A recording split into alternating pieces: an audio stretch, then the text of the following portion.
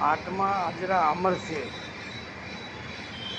તો એનું કોઈ ઠેકાણું નથી. અને શરીર નશ્વર માયા, એટલે ક્યારે પડી જાય કોઈ નક્કી નથી.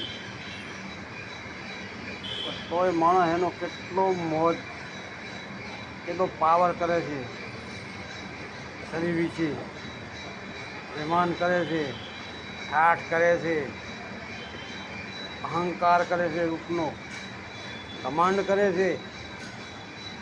એટલે આવા માણસો છે શરીરને ઘમંડી માણસો. એ ઘમંડીઓને ખબર નથી ક્યારે ખબકા ભેગો ઉપાડી લે.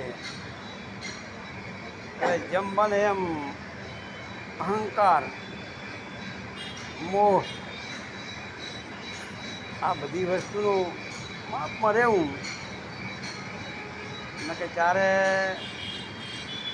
શું થાય તો એને ખબર હોય ને, કરવાવાળાને. આપણે શું ખબર હોય. જય ગુરુદેવ. બસ આટલું બહુ થઈ ગયું, હવે બહુ ના બોલાય.